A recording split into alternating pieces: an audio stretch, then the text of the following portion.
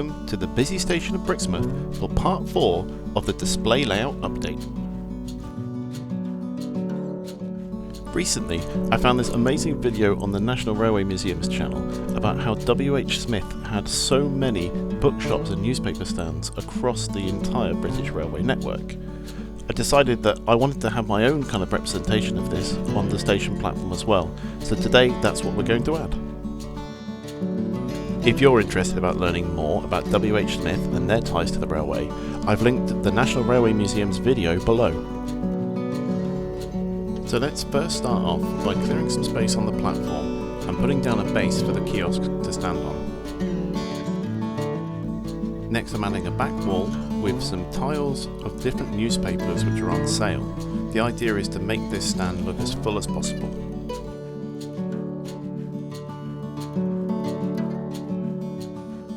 Then, using a plate on a hinge, I'm going to add newspapers, maps and magazines to the front of the stall for customers to peruse.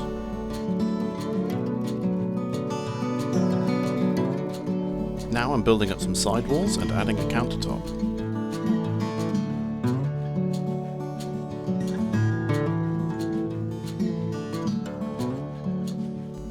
With those in place, we're ready to add ourselves a salesperson. More walls on the side are added in order to support the roof.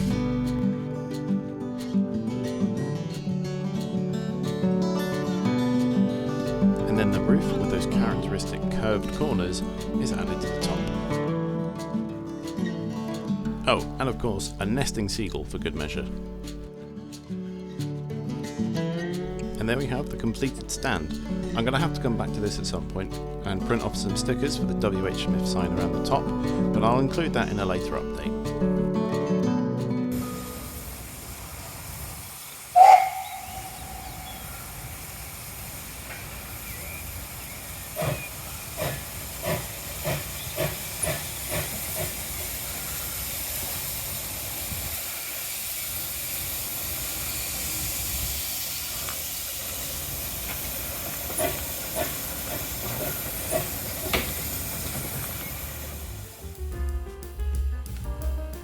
Whilst we're still focused on the station platforms, I'm also going to add these two spare benches that I have to the platform canopy which is situated in the middle.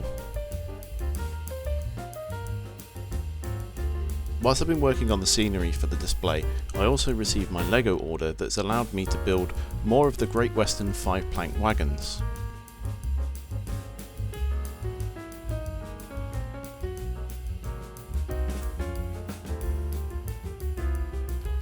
A couple of them are missing some things like the brake rigging underneath.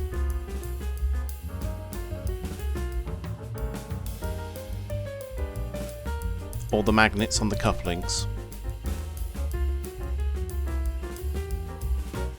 But this last one, well, I've got a lot to get for this last one.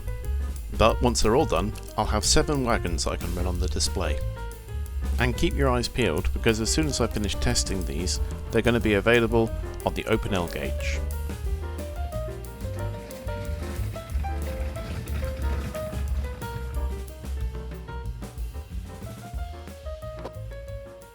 So I've been giving some thought to this rear section where we have the big gap, and I think that the most sensible thing to do is to make some housing backs so that we can just have some frontage like this. Now this kind of little prototype that I've put together is a little bit janky. It's probably a little bit too shallow. I need to thicken it up so there's more roof available, and also I think that the windows could be set back as well. So I'm going to tweak it a little bit now and we'll see what it looks like afterwards.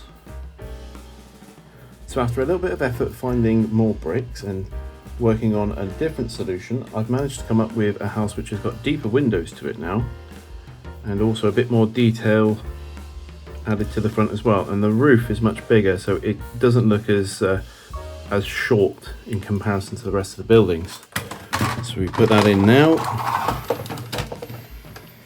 There we go. Now if I can find some more bricks and maybe order some more roof pieces as well, I think maybe 1 or 2 of those with other decorated gardens should look quite good.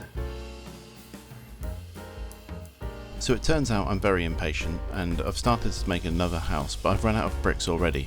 So that's it for this time around. If you enjoyed the video, please remember to like and subscribe, and I'll see you next time.